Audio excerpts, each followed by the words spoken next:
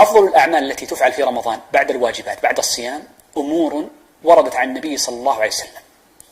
أول هذه الأمور أن أفضل ما يفعل فيه لا شك هو قيام الليل، ولذا ورد حديثان عن النبي صلى الله عليه وسلم في أن من قام رمضان سيغفر له ذنبه كله، حتى قيل إن من قام رمضان سيغفر له الذنب مرتين، فقد قال النبي صلى الله عليه وسلم في المرة الأولى: من قام رمضان إيمانا واحتسابا غفر له ما تقدم من ذنبه، وفي الثانية قال: من قام ليلة القدر إيمانا واحتسابا غفر له ما تقدم من ذنبه. وهذا يدلنا على أن من أهم الأعمال الفاضلة في هذا الشهر هو رمضان، هو قيامه وإحياء ليله. ولذا كان العلماء يجتهدون في القيام وكأنه مسلم عندهم، بل يجتهدون ما هي صفة الأفضل في القيام. لما فعل ذلك عمر ماذا قال؟ قال: والذي يصليها في آخر الليل أفضل. فهو نظر أن المصلحة للعموم في إدراك هذه السنة أن يصلوها في أولها، لكن من صلىها في آخرها فكان أفضل. أبي أراد الجمع فكان يصلي معهم، فإذا حضرت الثلاث الركعات الأخيرة خرج ولم يصلي بهم الوتر، ثم صلاها في بيته وحده، فزاد بعد ذلك من باب تحقيق الأفضل وتقديمه على الفاضل، وهو إدراك ركعات الوتر الثلاث مع عموم الناس. من الأمور المهمة في هذا الشهر غير القيام الأمر الثاني، وهو قضية، وهذه مهمة، وهي قضية البذل. والمراد أفضل البذل في رمضان ليست الزكاة، وإنما أفضل البذل في رمضان إطعام الطعام. ولذا ثبت أن الصحابة كانوا يتسابقون في رمضان على إطعام الطعام. جاء في حديث سلمان أن النبي صلى الله عليه وسلم قال: من فطر فيه صائما كان له مثل أجره، إن صح الحديث.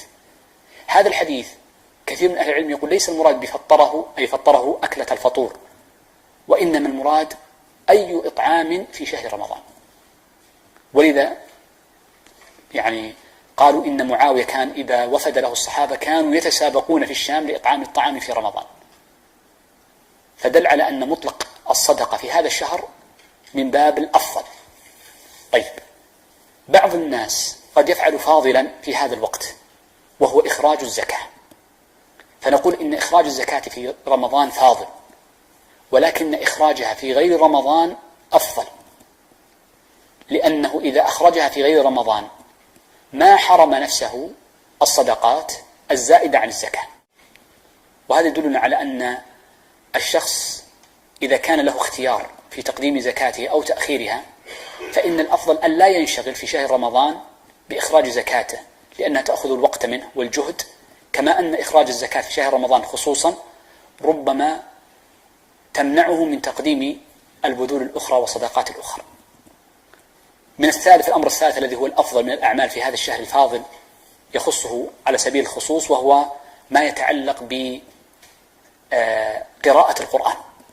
وقد قرن الله قراءة القرآن بهذا الشهر، فقال: شهر رمضان الذي أنزل فيه القرآن، حتى إنهم قالوا إن المرء يكره له أن يمر عليه الشهر كاملا من غير ختم القرآن فيه ولو مرة واحدة. نص على ذلك القاضي أبو الحسين ابن أبي يعلى أنه يستحب ختم القرآن ولو مرة في شهر رمضان، إضافة لما يستحب من ختمه في صلاة التراويح كذلك.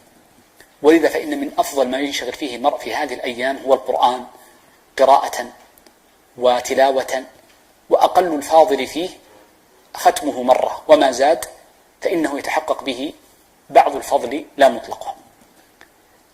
من الأمور المتعلقة بهذا الشهر وهو الأخير، وأكون بذلك أنهيت حديثي على تمام الوقت تماما، وهو أن من الأمور الأفضل فعلها في هذا الشهر وهو لزوم المساجد. ولنا في ذلك سنتان. السنة الأولى ما جاء عن أبي هريرة رضي الله عنه أنه قال: كان الصحابة إذا دخل شهر رمضان أكثر من لزوم المساجد، قالوا: نحفظ صيامنا. فكثرة لزوم المساجد والمكث فيه ولو بدقائق قليلة يتحقق فيه صيغة الأفضل. الأمر الثاني أو الدليل الثاني مطلق الاعتكاف الذي ثبت عنه صلى الله عليه وسلم، فقد كان يعتكف في السنة كلها، وكان آخر فعله صلى الله عليه وسلم أنه اعتكف في رمضان، مما يدل على أن لزوم المسجد بالاعتكاف هو الأفضل من الأعمال في هذا الشهر الكريم.